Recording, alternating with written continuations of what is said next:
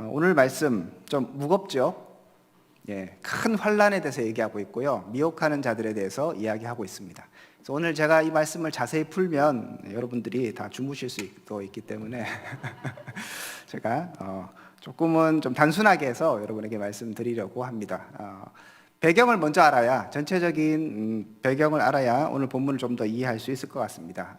본문은 24장 1절부터 나오는 이야기부터 시작됩니다. 예수님께서 예루살렘 성전에서 나와서 이제 가시려고 할 때 제자들이 성전을 가르쳐서 자랑을 했습니다.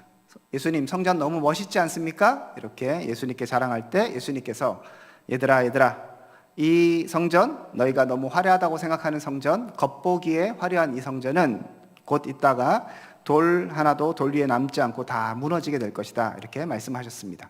경고의 말씀인 것이죠. 거기에 대해서 제자들이 깜짝 놀랐어요. 성전이 지금도 지어지고 있고 이 화려한 성전, 하나님이 이제 이 성전을 통하여서 이스라엘 백성들을 구원하고 새롭게 하실 것 같은 그 희망에 부풀어 있는 제자들에게 이것이 다 무너진다고 말씀하시니 너무 놀라운 일인 것이죠. 그래서 제자들이 조용히 나와서 예수님께 묻습니다. 예수님, 어느 때 이런 일이 있겠사오며 또 주의 임하심과 세상의 끝에는 무슨 징조가 있겠습니까? 라고 묻습니다. 그러니까 어떤 때 이런 일이 일어나며 그리고 그때는 어떤 징조가 있겠습니까? 거기에 대해서 예수님께서 쭉 대답을 하시거든요. 마지막 때 이런 환난 저런 문제가 있지만 아직 끝은 아니다, 시작도 아니다, 이렇게 얘기하셨고요. 그리고 나서 오늘 말씀입니다. 오늘 말씀이 그러므로라고 시작하죠. 그래서 예수님께서 제자들이 물어봤던 어느 때에 성전이 무너지겠습니까? 그리고 그 성전이 무너질 때 어떠한 징조가 있겠습니까? 이 부분에 대해서 예수님께서 답을 해주고 계십니다. 그 답의 징조는 15절에 나와 있습니다. 15절 한번 보시면요. 그러므로 너희가 선지자 다니엘이 말한 바 멸망에 가증한 것이 거룩한 곳에 선 것을 보거든, 이렇게 얘기합니다. 멸망에 가증한 것이 거룩한 곳에서 선 것을 보거든, 이것이 징조인 것이죠. 그러면 어떻게 해야 되는가? 어떻게 해야 됩니까? 16절에 보니 도망가라 라고 얘기합니다. 이 도망가라고 얘기할 때 굉장히 급박하게 도망가라고 말씀하세요.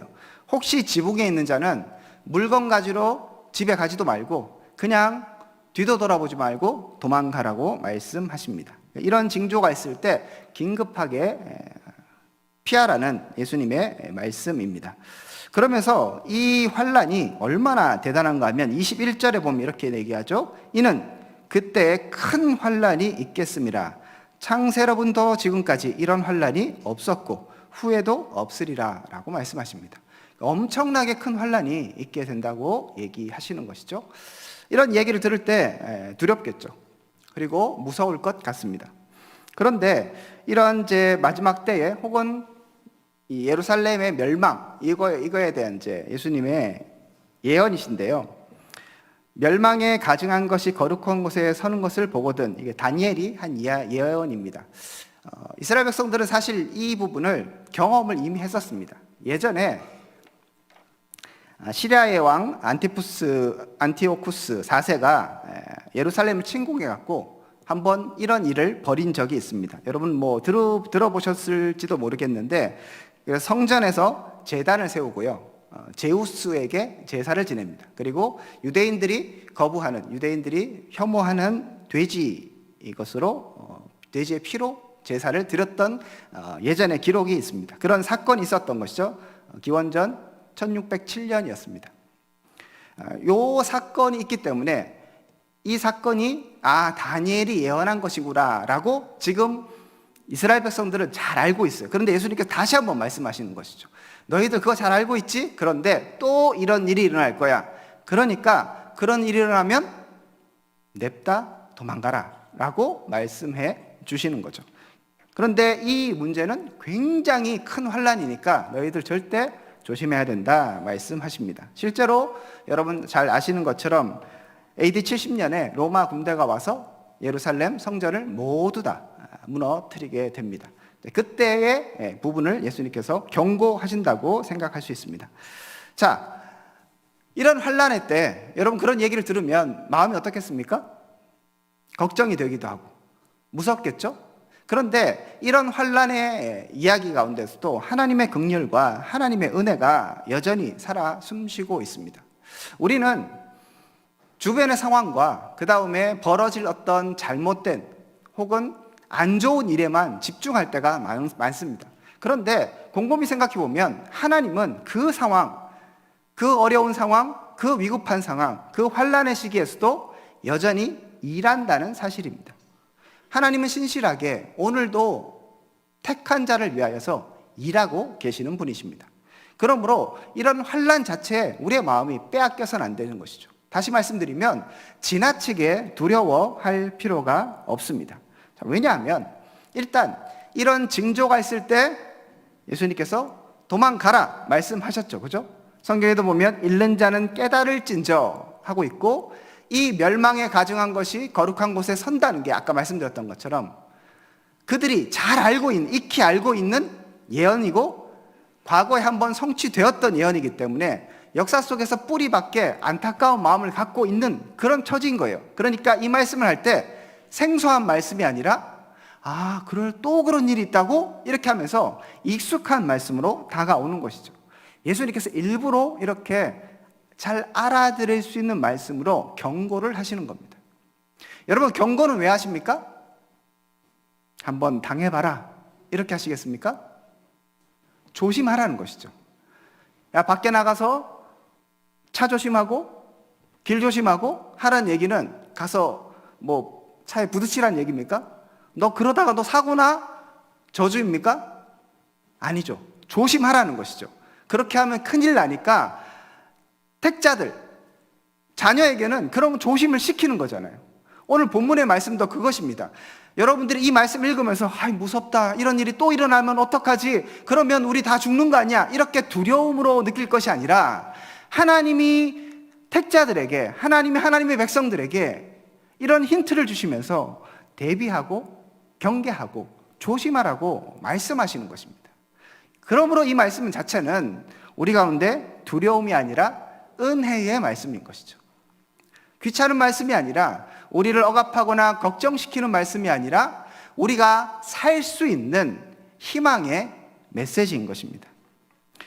특별하게 20절 보시면 이렇게 돼 있죠. 너희가 도망하는 일이 겨울에나 안식일에 되지 않도록 기도하라라고 말씀하셨습니다. 왜 겨울이나 안식일이 되지 않아야 합니까? 도망가야 하는데 겨울에 도망가는 거 힘들겠죠.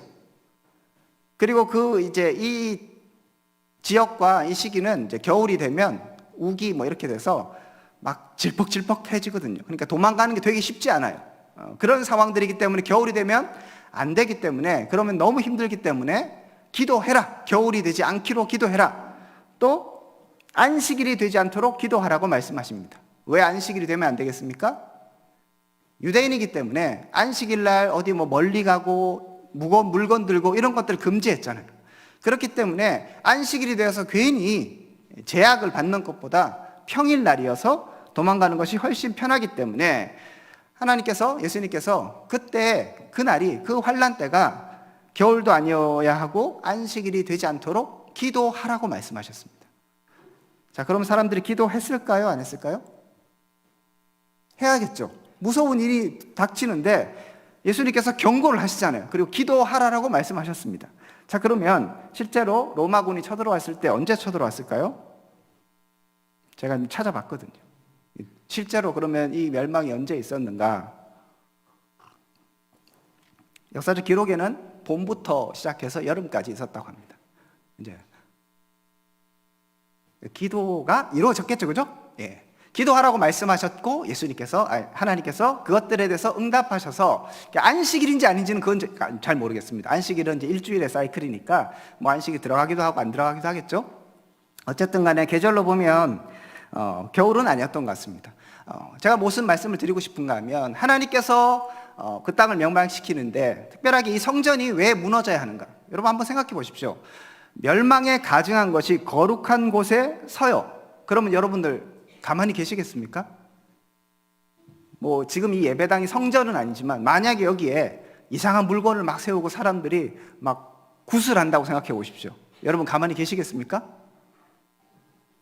다 도망가시겠어요? 아, 이상하다면서. 가만히 안 있겠죠. 만약에 생각해 보면 성전 자체가 정말 중요하다면 멸망에 가증한 것이 그 거룩한 곳에 쓸 때 너희들은 목숨을 걸고 막아라, 뭐 이렇게 하는 게 원래는 맞을 것 같아요. 그런데 그런 일이 있으면 다 도망가라고 얘기하거든요. 왜냐하면 진정한 성전이 이미 오셨거든요. 예수 그리스도가 이미 오셨는데 이스라엘 백성들, 유대인들은 계속 눈에 보이는 성전, 제가 말씀드렸지 않습니까? 이 배경이, 제자들이 그 화려한 성전을 보면서 예수님 너무 멋있지 않습니까? 그 성전, 그 겉모습, 그 율법에 빠져있는 이들 가운데 이 성전은 무너질 것이야. 그러니까 헛된 것에 마음이 빼앗겨서는 안 돼. 만약에 그 헛된 것이 이제 정말 무너지는 그때가 오거든, 미련을 진짜 버리고 떠나라고 말씀하시는 것이죠. 하나님은 이렇게 하나님의 백성들 가운데 정말 무엇을 해야 하고 어디에 집중해야 하는가 마지막 때에 알려주고 계신 것이죠. 그러므로 이 말씀은 두려운 말씀이 아니라 은혜인 것입니다. 특별하게 하나님께서도 이렇게 말씀하십니다. 너무 큰 환난이 있다고 21절에 얘기하시죠. 큰 환난이 있어서 창세로부터 지금까지 이런 환난이 없고 후에도 없으리라. 그래서 22절에 말씀하십니다. 그날을 감하지 아니하면 모든 육체가 구원을 얻지 못할 것이나 그러나 택한 자들을 위하여 그날을 감하시리라. 누구를 위해서 감하신다고요? 택한 자들을 위해서. 감한다는 건 날이 너무 길으면 안 되니까 좁혀주시는 거예요. 누구를 위해서? 하나님의 백성들을 위해서. 그렇게 감하여 주신다고 말씀하십니다. 환난 중에서, 심판 중에서도 하나님의 관심은 지금 어디에 있는 것입니까? 택한 자들, 이들이 믿음을 잘 지켜나갈 수 있도록 하나님의 긍휼 가운데 계속적으로 거할 수 있도록, 그리고 잘 준비할 수 있도록 경고해 주시고, 그리고 기도하라고 하시면서 그날에 혹시라도 겨울이 걸릴까, 혹시라도 안식일이 걸릴까 하나님께서 기도도 시키시고요, 그리고 날도 감하여 주시는 것입니다. 그러므로 여러분, 이런 말씀들을 읽을 때 두려워하지 마십시오. 자꾸 계시록 읽으시면서 두려워할 필요 없습니다. 은혜입니다. 하나님의 백성을 향한 하나님의 마음이 본문 안에 담겨져 있는 것입니다. 실제로 그 로마가 이제 쳐들어올 때 이 말씀을 기억했던 초대교회 성도들은 어떻게 했겠습니까? 도망갔습니다. 그래서 초대교회 성도들 요단강을 건넌 펠라라는 지역으로 피신해서 목숨을 건졌다고 합니다. 그러니까 이 말씀을 제대로 듣고 이것이 그냥 두려워해서 어떡하지가 아니라 잘 새기는 것이죠. 그리고 언제인지는 모르지만 정말 멸망에 가증한 것이 설 때에 이제는 성전의 치유가 진짜 다 하고 우리가 더욱더 예수 그리스도에 집중해야 되는 그때가 정말 왔을 때 과감하게 떨치고 예루살렘을, 성전을 떠나는 것입니다. 이것이 마지막 시대에 우리 성도들이 가져야 할 지혜인 것입니다. 두 번째로도 예수님의 하나님의 보호하심과 은혜를 생각할 수 있습니다. 앞에는 이제 멸망, 이 환난, 이때에 부으셨던 하나님께서 숨겨주셨던 하나님의 은혜들을 확인할 수 있고요. 두 번째 부분에 보면 그 마지막 때 23절에 이렇게 되어 있습니다.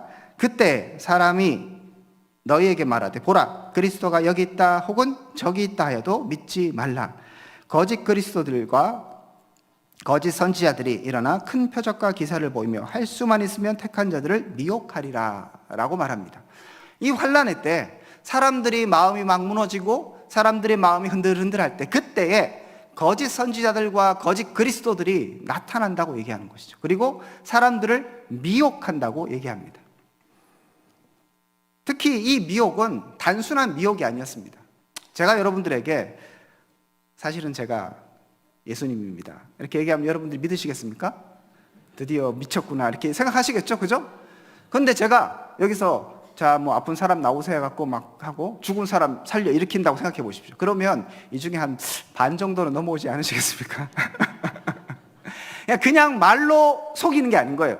여기에 성경 분명히 얘기하기를 큰 표적과 기사로서 할 수만 있으면 많은 사람들을 미혹한다고 얘기하는 것이죠. 진짜 기적이 일어나는 거예요. 놀라운 일을 일으키면서 여기에 그리스도가 있다, 저기에 그리스도가 있다, 그리고 막 잘못된 이야기로 사람들을 미혹하는 것입니다. 이런 말씀을 읽을 때도 우리 마음 가운데 아이고 내가 미혹당하면 어떡하지? 마지막 때 내가 혹시라도 잘못되면 어떡하지? 여러분들 그 계시록 같은 거 이렇게 읽으시면서 전 그런 분들 많이 봤거든요. 666 마지막 인을 맞으면 큰일 난다, 다 잡혀간다, 아무것도 안 된다 이렇게 하는 거 하면서 벌벌벌 떠시는 분이 있습니다. 여러분, 하나님의 백성은 하나님이 보호하십니다. 우리가 이렇게 그 인 맞아갖고 어떻게 될 일이 없은 거예요. 믿음으로 주를 고백했는데 무슨 일이 일어나겠습니까? 그냥 정이 안 되면 죽는 거죠, 그냥. 그렇지만 우리의 영혼은 아무도 해할 수가 없습니다. 믿으십니까? 예, 이 마지막 때 우리를 미혹한다는 그런 얘기들을 들을 때 어이구 내가 혹시라도 신천지에 넘어가면 어떡하지? 혹시라도 내가 다른 곳에 빠지면 어떡하지? 이런 마음이 들 수 있습니다. 그리고 잠깐은 우리의 마음들이 빼앗길 수도 있을 것 같습니다. 하지만 하나님의 백성은 하나님이 보호해 주시는 것이죠. 여기도 보면 택한 자들을 할 수만 있으면 미워한다고 24절 후반부에 보면 택하신 자들도 미혹하리라고 얘기합니다. 그렇지만 25절에 보면 이렇게 말씀하시죠. 보라, 내가 너에게 미리 말하였노라. 무슨 얘기입니까? 다 알려줬지? 속지 마. 괜찮어. 내가 다 주의를 줬으니까, 예방주사 맞췄으니까 걱정하지 않아도 돼 라고 말씀하십니다. 자, 하나의 예를 들어서 이렇게 26절에 얘기하십니다. 그러면 사람들이 너에게 말하되 보라, 그리스도가 광야에 있다 하여도 나가지 말고 보라, 골방에 있다 하여도 믿지 말라. 여기에 그리스도가 있다, 저기에 그리스도가 있다. 광야는 되게 좀 사람들이 많이 찾지 않는 곳이죠. 그렇죠? 그런 곳에 있다. 혹은 골방, 진짜 숨겨놓고 아무도 잘 모르는 은밀한 곳에 그리스도가 있다. 이렇게 사람들이 얘기할지라도 믿지 말라고 얘기하십니다.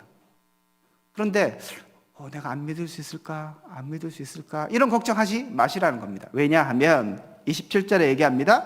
번개가 동편에서 나서 서편까지 번쩍임 같이 인자의 임함도 그러하리라. 여러분, 번개 보셨습니까? 예, 번개가 동편에서 서편까지, 그러니까 진짜 엄청난 번개인 것 같아요. 거기에 있는 모든 사람들이 번개가 치는 것을 볼 수 있겠죠.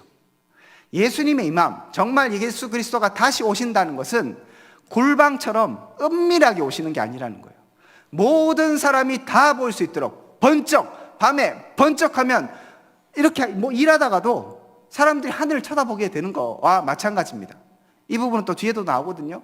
그래서 예수 그리스도의 임하심은 사람들이 미혹해서 여기 있다, 저기 있다 그렇게 해도 속을 일이 없는 것입니다.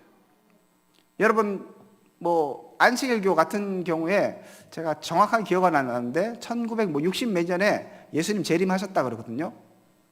여러분, 신문에 그런 대석특필 된 게 있습니까? 그렇지 않죠? 모르시죠? 지금 처음 듣는 얘기시죠? 예, 예수 그리스도의 임함은 이런 식으로 오는 게 아니란 얘기입니다. 모든 사람이 다 볼 수 있도록, 모든 사람이 그분의 다시 오심을, 주님의 다시 오심을 볼 수 있도록 오는 것입니다. 여러분, 내가 혹시 놓친 건 아닌가 생각하지 마십시오. 두려워할 필요 없습니다. 휴거 같은 영화 같은 거 보시면서 혹시 이 사람은 올림 받았는데 나는 올림 못 받을 것이다, 그런 걱정하지 마십시오. 정말 그날이 임하면 하나님의 백성은 다 구원 받는 것입니다.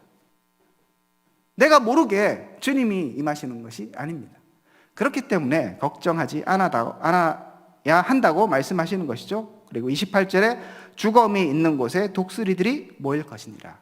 이게 뭐냐 하면 시체가 있으면 독수리들이 자연히 모이는 것처럼 주님의 다시 오심이 있으면 다 알게 된다. 그런 현상들에 대해서 정확하게 모든 사람들이 알 만한 그런 모습들이 있게 된다라고 말씀하시는 것이죠.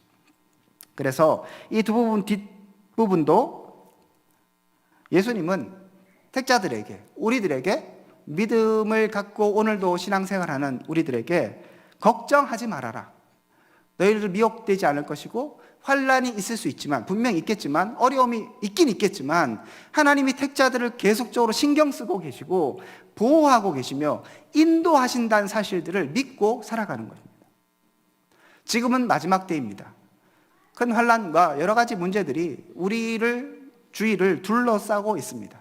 제가 지난번에도 말씀드렸던 것처럼 그런 상황과 환경에 우리의 마음이 빼앗기지 않기를 소원합니다. 여전히 살아서 역사하시며 오늘도 진리 가운데 우리에게 찾아오시는 그분을 의지하는 여러분 되시기를 축복합니다.